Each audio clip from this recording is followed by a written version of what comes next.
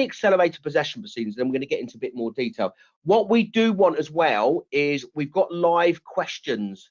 So please feed through, and a lot of you obviously said you couldn't hear, so we apologise for that. But feed through some live questions, which we can do live on air to David, relating to your personal situation, or maybe a generic question. We are going to put David's email at the end of this webinar, where you can contact him directly with regard to any advice you need, or in fact, if you do want Landlord Sales Agency to sell one of your properties, or in fact, if you're looking for properties, they have a buyer's database, don't you? That's right, yeah. So just register. You can just register for that. So the accelerated possession procedure started in 1999.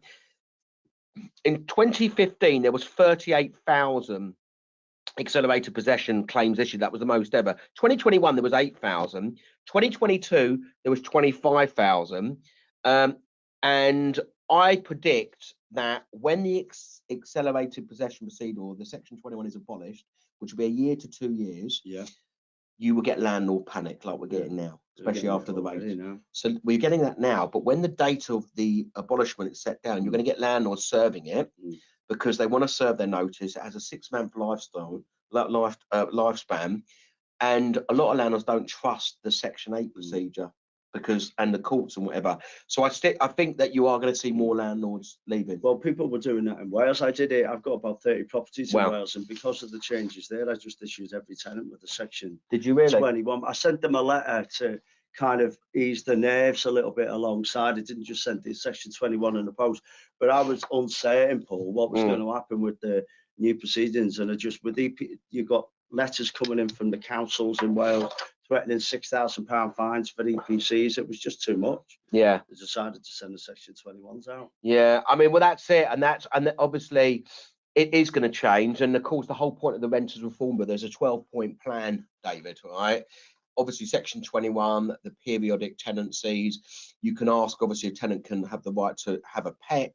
You can obviously. You can't discriminate against housing benefit tenants or children. Believe it or not, that still happens as well. We're looking at landlord redress. We're looking at a property portal. There's a whole lot of stuff that's coming in. Most of it is absolutely fine.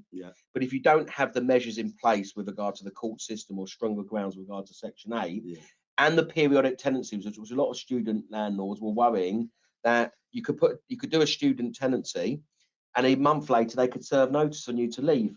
So there needs to be exemption there, like with purpose block. So that's the Renters Reform Bill. But what we did do at Landlord Action is we did a survey, and we were asking landlords, what's the reason why you're serving a Section 21 notice? They called it non-fault, but there's always a reason why. Okay. The biggest reason was because of our friend Liz Truss. She copped it all up, didn't she? Interest rates shot up. Interest rates shot up. But look, historically, landlords have had really low interest rates. You know, we're old enough and ugly enough to remember the times of 88, 90, when it was 14, 15% interest rates, which obviously that's alien to a lot of landlords. So now rates, and we're going to come to that in a sec. Now rates have settled down 4.5%, 5%. Well, we thought they had it done, and everyone was like saying, okay, well, that was the end of it. And then there seems to be a bit of a blip the last couple of weeks with a spike of inflation, and now they think the rates are going to go up a little bit further. So it's kind of unnerved a few people, but hopefully we'll hear some better news over the course of the next month or so, and we'll start hoping. Well, we had a rate rise last month, last week, and that is an issue. I mean, so when the rate shot up, then presumably you were getting loads of calls at Landlord Sales Agency. Was it from individual landlords that had one or two, or was it for landlords that had portfolios? And they would, and because you offer like a review service, don't you? A portfolio review with you, David, as a principal. Were they looking at possibly, well, that rate's too high, or that's come to an end? Do I look to remortgage or you know, and go again, or actually I'm just going to sell that? So I think most people weren't looking to remortgage, and I think the average number of properties people got about 10. You know, we've had somebody, you know, people. I write mixed bag, but the interest rates have just gone from people making a profit, coasting when they were at 0.1%, Paul, to like absolutely losing a fortune. So I'm helping one of the landlords out whose air mortgage deficit is £7,000 a month now. Wow.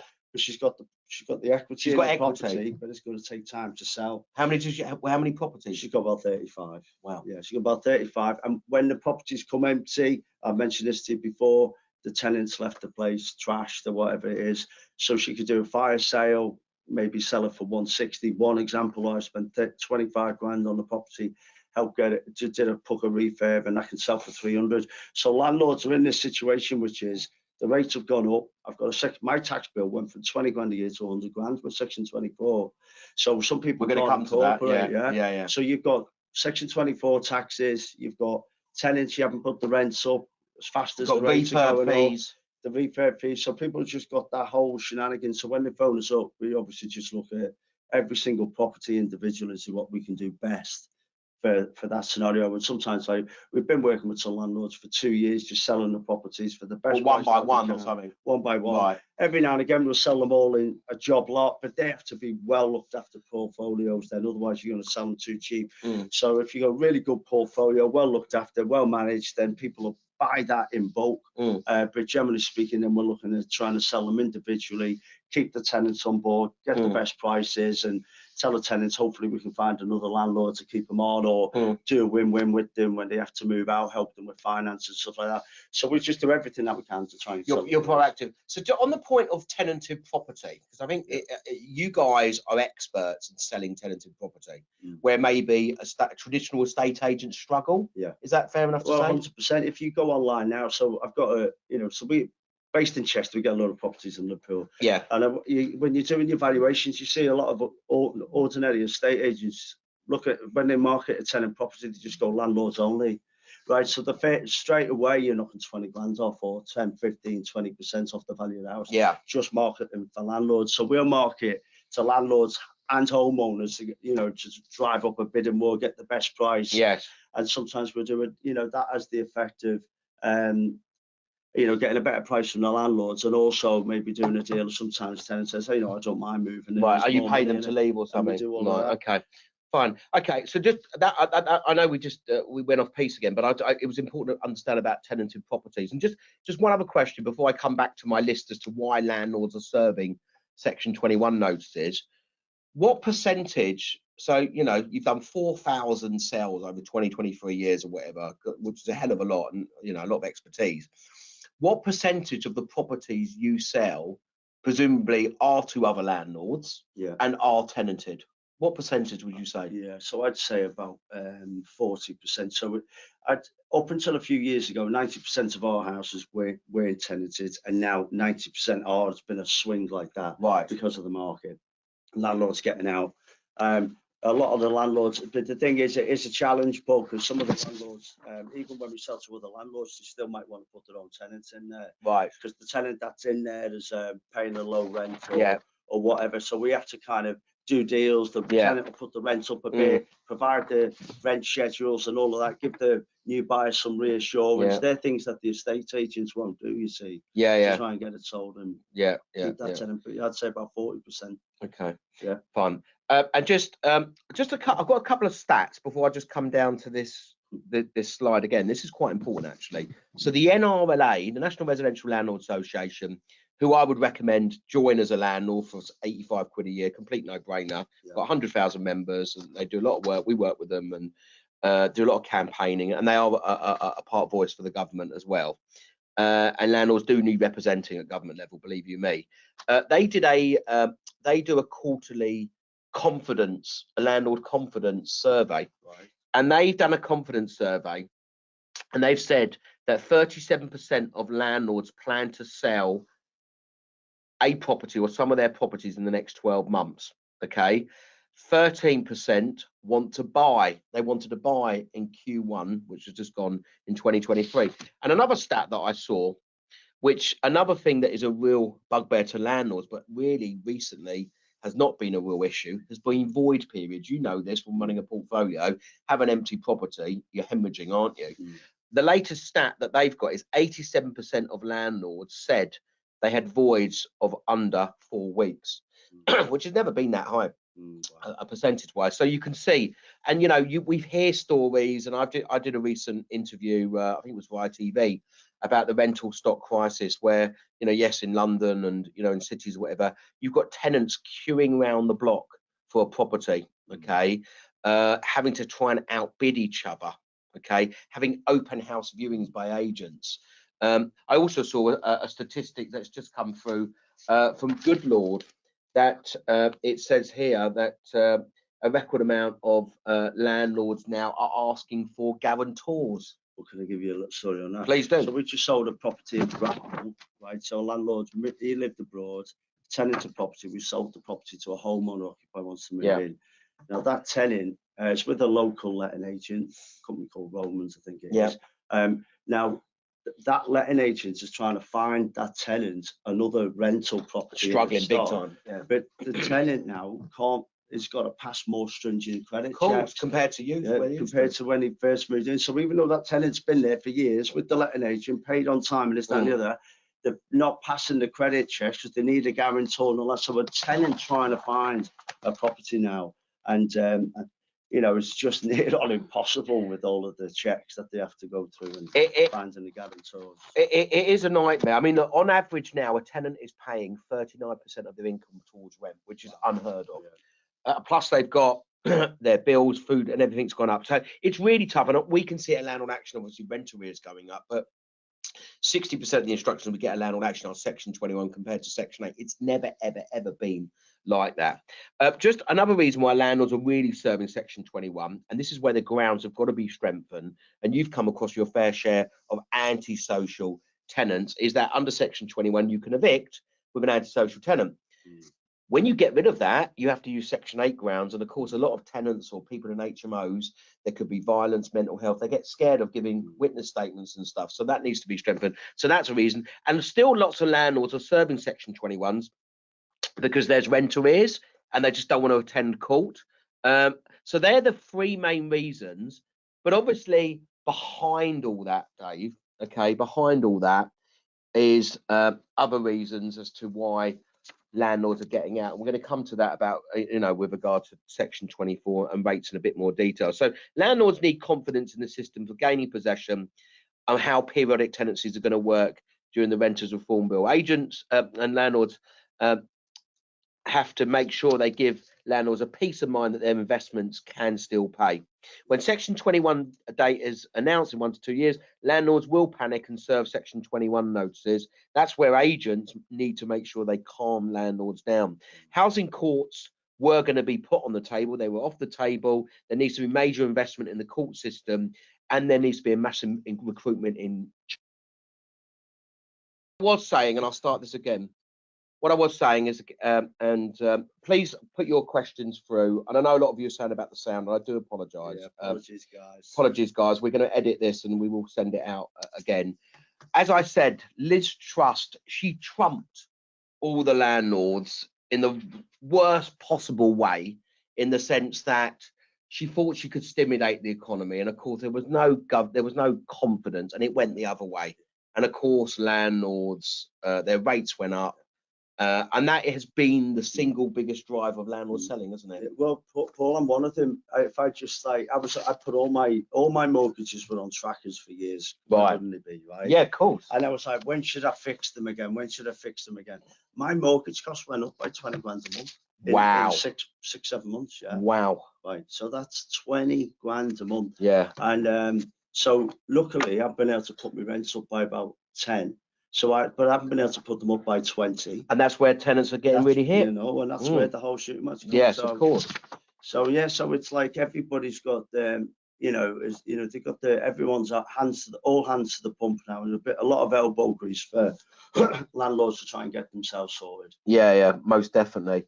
And then of course, I'll tell you what I really want to talk about is the tenant issues. So you're a landlord, you're looking at selling your property. You might have a good relationship with your tenant. You might have a poor relationship with your tenant. You may think you might need to evict the tenant. The tenant doesn't give you access into the property. That's a big problem, isn't it, Dave? How do you guys deal with that issue? Right, okay. So I'm a landlord coming to you. I can't get into my property. I can't do a gas safety. I do want to sell. Yeah. And I have to go to court. It's going to take me 6 months, but I'm worried that the market can change. I could lose the sale. Yeah, well, okay, so I'd say this. So 90, I know we say percentages, but in my experience, 95% of tenants, if you treat them right, even if up to that point they might have a bit of a grumble, you can get them to cooperate. And one of the things that we do straight away, we send them a nice letter. Your landlord needs to sell. And we're gonna be willing to pay you for the inconvenience of doing viewings, taking some photos and all that. 25 quid a pop for the viewing. That normally gets them on side. And then we say to them, well, we're going to do our best to find another landlord to keep you on. And worst case scenario, if we can't, we'll help you move. Now, 95% of people reading that and getting involved in that with my team generally respond favourably. And then we sell loads of tenanted properties that way, because tenants are happy to give the access. They send us a text message with the bank details. They're over the moon. They can go down to the kebab house, can't they? Well, I don't know about a kebab house, but what I would say, David, right? So when you've got a landlord, I want to sell a property for whatever reason. We've discussed a whole lot of reasons. There's still other stuff that we need to talk about, but I want to get out. I've had enough. Do you sell that property to you have an active buyers database? Do you do that, or do you use a network of other affiliates so you can sell the property? How do you actually sell the properties? So the first thing that we do, we've got loads of landlords, thousands and thousands who are still active, who say we're interested in Liverpool postcode, or Manchester, wherever they are. So they get sent the alert straight away, text and emails. And then, but what we find is, in order to get the best price for landlords quickly, we put the properties on Rightmove, Zoopla, send them out. Sometimes we've got like affiliates who are, companies who are interested in deals. We sell to Hong Kong buyers who, we've got agents who work with them. You've got loads of networks. We've just got loads of networks. And what we do is sometimes we sell off market, so we don't put them on Rightmove and Zoopla because the landlords don't want that. But in my experience, you throw everything at it. And we just the other thing that we do is, if you got a property worth 110, it's a dead simple thing. Most estate agents put it on for 120. We'll start off offers over the 100, throw everything at it, and get to 110 in 28 days. So we just price realistically, throw everything at it, and then get the tenants on board for the viewings. And usually that works. Right, with you. I understand that. And tell me also, so we're going to have people on this webinar, and how many have we got here? We've got quite a few people on here.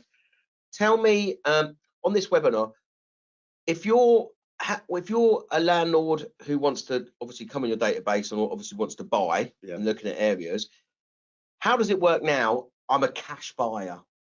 Right. What's the benefits now? What are you seeing with regard to the makeup of you having cash buyers and how quickly deals can be done? 40% of our buyers are cash. The challenge you've got at the minute with mortgages, which is I had a slide here at the time it takes to sell, takes a long time to get a buyer to get a mortgage now is like almost double what it was this time last year. The lenders are just really cautious.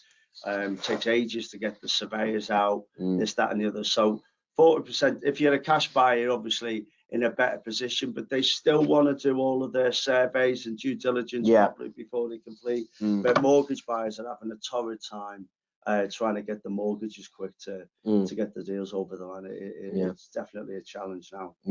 And then it says here, do I evict the tenant, or do I refurb? Do I sell the property? So you put a need to refurb. We had a tell me, let's talk about refurbs. I mean, do landlords think, right, I need to sell the tenant in situ? I get vacant possession. Do I refurb it then sell, or do I sell? Tell us the bet. And then obviously there's financing and all that. You're an expert at refurbs. How many refurbs you got on the go at the moment? I've got 10 on the go right now. Wow, that would be so stressful. Well, I've done about 20 in the last 12 months, and it has been a challenge. Jesus. But sometimes I've decided to take it on the chin, Paul. I've just thrown like 3 or 4 into auctions where I thought, well, if I do the refurb, will I get my money back? Will I make a much profit off it? So if you got a cheap property worth 120 now, 150 after the refurb, and the refurb costs 15, 20 grand. I'm like just selling them as they are. Because it will sell quicker. Just sell quicker. It will sell quicker. Push it through an auction. I use like my own auction, Patterson's auction house, whatever it is. You choose the right one for the job. But then when you've got a property with a lot of equity in it and you can do a good refurb, what we're finding now is if you do a proper refurb and you sell it for top price through a local agent, then the lenders and the surveyors don't find any fault with it, and no sales go through pretty quick, 100% of the time. Whereas if you cut any corners on the refurb or the property's not in great condition, sometimes you know the mortgages fall through or they get down valued. So you have to do a and how do you and let's talk about, because obviously we talk about sales progression team and someone comes to you and whatever, and at the end of the day a property's only worth what it's valued at. The problem you've got is that you have a surveyor and a mortgage value that will value the property and it's down valued. How do you get by that? What can you do?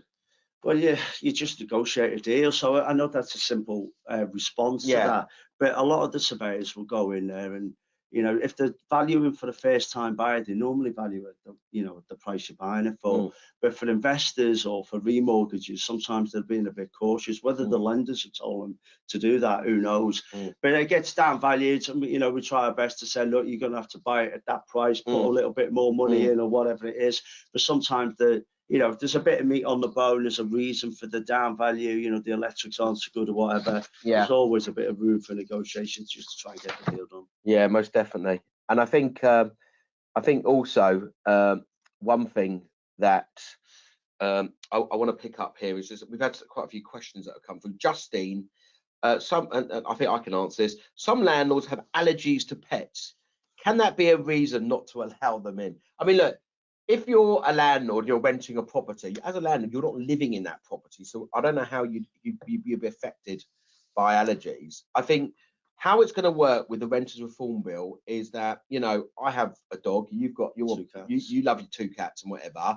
You know, yes, we're homeowners, but obviously for a tenant to have a property, I think it's great for a tenant's mental health to have a pet. You know, but some pets cannot be fit for that property. So I'll give you an example. We do work for a build to rent, a big organisation, small little unit. They had a husky in there. Right, absolutely chewed the flat to pieces. What you can do under the Renters Reform Bill is that a tenant can say, I want to bring my pet. A landlord can say, I'm okay with you bringing my pet, but you have to take out additional pet insurance. And that's pet damage insurance. And that's fair enough. You know, it depends on the property. So that is going to be part of the bill. Paul, I would never stop any of my tenants having pets in the property. Although I did buy a property once and they had about 11 cats and all of the wooden stairs were stained with urine. So some tenants are an absolute disaster, aren't they? Well, they are, and it is a nightmare. And I can tell you now, look, I'm a director of the company that owns my deposits. We protect 1.2 billion pounds worth of deposits. We do over 10,000 adjudications a year with our adjudication team. I can tell you now, pet damage is really low. It's actually quite low. You know, a lot of it, actually 17% of claims are cleaning, you know, or wear and tear and stuff like that. I've had a couple of questions. Will has just sent a real generic question in. I don't know what that means. What are the merits for buyers? Fine. Okay. So Dave, as an expert and a property veteran, I'm going to call you a property veteran, even though you don't look a day over 30. Okay. You're pleased to know. That Botox is kicking in very well. All right. Is as a buyer, so you've got 30, 35, 40,000 people on your buyer database, okay? You're a buyer, you've got some cash and whatever, whether you're a newbie landlord investor coming in, give us some top tips for newbie investors coming in that getting into buy to let now. Well, look, for me, it's dead simple, right? No one's got a crystal ball, but if you buy and hold, right? So if you're looking to make a quick buck, then you've got to be really sharp, But if you're going to buy a property and you hold on to it for 20 years, by and large, they might double. So if you can hold on to that asset, where else are you going to get that kind of return from? You know, Bitcoin, you know, a job, you're not going to make any fortune. So for a normal person, property is still where it's at. And I just have this like motto, you know, buy it cheap if you can. If they're worth 130, buy them for 110, 115. There's deals like that out there. We got deals like that all of the time. Landlords are happy to take a bit of a deal to get a property over the line, and then just just manage your tenants, manage the house, and if you've got like 10 or 15 of them over 20 years, you're going to be quids in, aren't you? Yeah, but so I've got loads of questions to ask you. All right, we've got about 15 minutes left for this webinar. As a landlord now, and I know you don't fully manage your properties, you're an agent for fully managed, and your places are all over the place. And we've got landlords that have got properties in certain sectors, or maybe all over the place, and whatever. And I say this when I do my education and whatever, and I talk to agents and this or whatever. Isn't trying to be a self-managed landlord the most difficult it's ever been now? And would you use an agent to fully manage? Well, I've gone through about 3 or 4 agents, Paul. So one of them ran off with the money. Really? The other one was incompetent, went off set. No. So I can understand why there's good and bad. Yeah. And you get a lot of landlords that have had bad experience with agents, but you know what, I'm going to do it myself. And I can talk to you with my other cap on. We own the property redress scheme. We have 18,000 agents, and we deal with agent complaints and whatever. You know, you've really got to do really good diligence when you find an agent, you know, which is Trustpilot, allagents.co.uk. Speak to other landlords that are using their services. But now, just like say, it's all regulated now. You can get good ones, and you can see all of the reviews. So for me, I use an agent, but they've been, they're kind of in-house agents that Paul. So I've got a really good relationship with my agents. They're very, very good. But my business partner, Maz, who I've mentioned a few times, he runs all of his himself. But he's a savvy Asian businessman. He had his brother doing the gas set and this, that, and the other. So some people are set up for managing their own properties and dealing with tenants, and other people aren't. So I wouldn't do. I couldn't bear dealing with tenants. It is really difficult. One thing I want to talk to. So we've talked about Section 24, the tax, which was a big hit for the buy-to-let industry, which has resulted in landlords leaving. But there's been all these storms. Obviously, there's been the rates. There's been the biggest changes that have come into the private rental sector as the Renters Reform Bill. We've done loads and loads of education on that. And I would say to everyone here, if you haven't subscribed to LandlordZone, subscribe to it, because you get all the breaking landlord news. And then, of course, one thing we haven't touched on, which I want you to give us more details, is EPCs, electrical performance certificates. There was a worry that it was going to be mandatory up to a grade C, that it was going to come in 2025. I never knew that. I always said all along it was never going to be 2025. There was too much happening.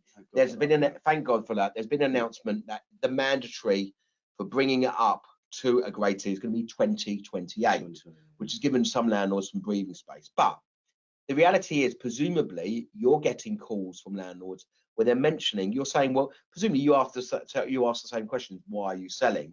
And they're saying EPC, so they could have a property, an old terraced house, an old property in its 20s, 30s in Durham, for argument's sake, and they're getting $7,000 a year rent on UC, and it's going to cost them 15, 16 grand to get it up, because it doesn't matter. So give some of our people that are listening on this webinar some tips about EPCs, what they need to do, how they need to do it. Okay, so I'm going to give you a couple of live examples as well. So I had a guy selling a flat in Peterborough, and the buyer who was buying it was another landlord who owned another flat in that block. Said, I'm not going to buy it unless you turn it from a D to a C. Right? That landlord had a flat in that block that was a C. Right. So what we couldn't understand is why was one a C and one was a D. So we asked our EPC guy, he got details of the boiler, details of this, that, and the other, and he was able to recreate that as a C anyway. So sometimes the rules have changed. Sometimes people have invested money in property. And they maybe don't know that their properties that are D-rated, if you reassess them now again, could be a C. So one of the things is not over panic. But what I can tell people is that buyers now and lenders are incentivizing mortgages and arrangement fees if you've got a C rating. Some buyers are asking for them. So although it's not going to come in until 2028, you're going to see an incremental tightening of people being concerned about buying properties that are C or D rated. I just suggest build up if you've got properties locally, build up a great relationship with an EPC guy. Get them involved in. But is there enough EPC guys around? Because there's a shortage. Well, is I there don't enough? know. I think there's loads. Right. Okay. I've got no problem getting EPCs done anywhere. Yeah. But it's something that a landlord really needs to think about. And what is that added cost? There are incentive schemes out there that different councils and boroughs do. So I think that's a minefield. I think if I heard these things that if the tenants are on less than 30 grand a year, they're on benefits. You can get if they don't have any grants central heating, gas central heating, so you can get grants. But I'd just say, guys, don't panic, but you should definitely get your properties assessed. And if you put new windows in and new boilers in over the years, you might be able to, it might not cost you £6 grand. Right. Well, I mean, but don't panic. Right. I've got loads of questions that are coming through, Dave. So we're going to try and answer these questions. One was from Corinne. What if my lease by a freeholder doesn't allow pets because they can revoke the lease? You're quite right. So a lot of head leases will say that you can't have pets to a certain extent. I think that I don't think the Renters Reform Bill will be able to overturn head leases at all. So I wouldn't panic relating to that, and it's business as usual. Amanda, I'm getting contacted by rent-to-rent companies to rent my property. What are your views on this kind of system? I can answer you that question. I know all about rent-to-rent. I was going to set up a rent-to-rent association way back in 2014. There's some good rent-to-rent companies out there that do it well, like Northwoods. They're very good at rent-to-rent. There's a really good company that deal with social housing tenants in London called Elliott Lee. They're pretty good. There's a lot of people that go on courses and learn about rent-to-rent. They haven't got a clue about managing property, don't have their finances in place, don't understand about HMO renting and legislation, and I wouldn't touch them with a barge pole. We have seen a dramatic increase in complaints on rent-to-rent companies or guaranteed rent fees through the property redress scheme as well. So I would say that actually you really need to do your due diligence. I think that there are some good rent-to-rent companies, but it is a bit of a murky world. What's your view? Well, I use I've got somebody who works for me and she does some rent-to-rent. She's got deals with Mears, for instance. So, there's big organisations that do it. That's good, you know, on a bigger, longer deal. And you're always going to get your money off Mears as long as that company, when they get the money, pay you. But they're big conglomerates. They're big companies. We're talking about there's individual companies or the people that go on these property training courses that do rent-to-rent and haven't got a clue. I wouldn't personally touch anybody that wasn't doing who hasn't got a contract with a charity or me as a big company. That's their business model. They find those kind of B2B deals. I'm happy to work with them as long as they're sound financially. And that's really, really important to do that. And they put in social tenants and you get the direct payments. But I mean, you've got to look at that. And I think there is a social responsibility and obviously the need for, you know, I work with a company called Capital Letters that try and find housing for people in the 32 London boroughs and stuff. And during COVID, they were getting loads of properties because landlords were panicking about voids and stuff. And then, of course, the market went mad. I think the biggest losers in a lot of the Renters Reform Bill that's going to come in the abolishment of Section 21, unfortunately, going to be more vulnerable tenants that are universal credit because a landlord wants to make sure the universal credit comes directly to them. You've had problems with that, where obviously a tenant takes the money, doesn't pass it on. And then secondly, are they going to pay the top up, or do I just rent it to a professional couple that are going to pay me 300 quid a month more? You know, well, that's what's going to happen, and you're going to see a big disconnect. Someone's just also said there's some people's mortgages costs have gone up 3 or 4 times, but the rent has got nowhere near up into some areas. Do you think rents will continue to rise to meet the rise in cost by the end of the year? I think yes, for definite. Anything else you need? The only thing I'd say is with my own personal portfolio, I've got like, say for example, 35 properties with Birmingham Midshires, and I was paying their variable rate of just over 6%. I've gone back to them, and they're putting me on a 5-year fix of 4.5. So my mortgage costs are coming down by about 150, 200 quid a month on some of the mortgages, and the rents have gone up. So you know, every situation is different, but you should be able to get your mortgage costs down, get your rents up, but there'll always be a time lag with it, you know. Look, this is David's contact details. Please take a picture of that. There's a QR code as well. David, I'd like you to be able to be accessible to the people that have come online here and the people that listen to the recording, where they can tap into your advice. Maybe you can do a portfolio review, or you can do a review. They can set up a Zoom review. You do Zooms regularly, don't you, on a Thursday or Friday with clients and stuff.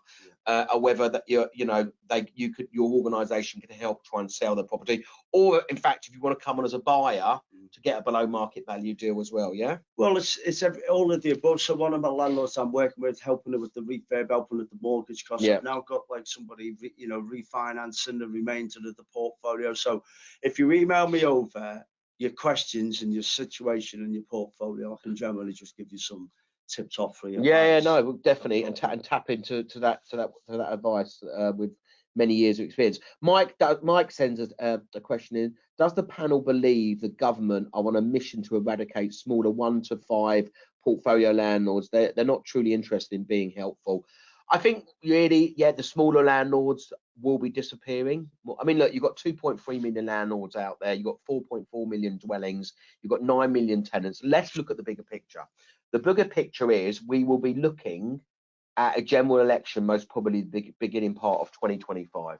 Okay, who would have thought that consistent conservative governments would have made some of the laws they've made with regard to landlording and how it's been? What is really important is the tenant vote. There's 8, 9, 10, 12 million tenants. How many tenants? That's really, really important. One question I do get asked, and I don't know what's going to happen, is that if Labour get in, there's a strong chance Labour are going to get in. Are rent caps going to go back onto the table? They've not been talking about that. They haven't been talking. They talk about it in Scotland, but it's something that has been talked about. But I do think that something is going to have to give, because I look at the situation with regard to tenant affordability and where it's going and how it's been. Even you look at the Northwest. I mean, the Northwest in rents have gone up 25% in the last 12 months in the Northwest. Who would have thought that? You're talking about, normally you talk about London and stuff like that. So look, the Tories are talking about putting caps on supermarket prices. I know voluntary and all that. So if they talk about food caps, they might talk about rent caps. Well, no, most definitely. Sarah says, if a tenant has a sublet, how do I evict the subtenant? Look, I'll give you my email address, which is paul@landlordaction.co.uk. Email me personally, and I'll get one of my team to speak to you at Landlord Action. We've got one more time for one more question about an EPC. Okay, EPC question I have in a property. This is for Mooring in a housing association block of flats. My flats are rating D. In the flats owned by the housing association, also they have a D and an E. Are the housing association going to have to make their properties to a C rating? Or is the EPC regulation only aimed at private landlords? Well, that's a great question. You'd like to think that housing associations and councils are all obligated to get the C ratings, but I'm none the wiser if they've got a pass out, Paul. Do you know? Well, I think what it is look, the private rental sector has been battered with regard to its reputation and how it's been. I think it's 21% in the England Housing Survey said that 21% of properties rent out by private rental landlords are not up to a decent home standard. That's the whole point, decent home standard, to have rent out better home. And of course, I'm on a TV program called Nightmare Tenant Slum Landlords. So, there are slum landlords out there. But I'll tell you what, the social housing sector it's just as bad, if not worse. Now, I've had conversations at quite a high level. There was a program on a couple of days ago, 60 days in the council estate, and there was a poor mother that had lots of children, a single mother, lots of children, whatever, and she had terrible mold, and there was the tragic story of the poor boy in Rochdale, whatever. Social housing, there was one, I did a ITV interview with Dan Hewitt on ITV News, and he was showing a mushroom that was growing off the floor. I mean, some of them are absolutely horrendous, and I think that, the fried eggs in the morning. well, I don't know about having the fried eggs. I think that'd be enough to make your stomach turn. But I think the social housing sector have got a lot to answer for, and they will have accountability. I couldn't believe that photo with the mushrooms going out. Oh, it's terrible. And can you imagine how bad it is for the tenants? If that was for the normal landlords, you'd be crucified. You'd be crucified. And look, to be honest, I was happy to go on a program because they offered balance. It was showing about nightmare tenants. There's far more nightmare tenants than nightmare landlords. And that is a fact on numbers. But we do have to raise standards. David, we're coming to the end of this webinar. I do apologise to the people that did tune in, and we did have some technical issues. What we are going to do is we are going to edit. We're going to send this out to all the 427 people that registered for the webinar, plus obviously other data sources as well. I hope that you had a lot of information. By all means, go onto David's website, landlordsalesagency.co.uk, david.coughlin@landlordsalesagency.co.uk. If you want my details are there. Paul@landlordaction.co.uk. But yeah, David, thank you for coming in.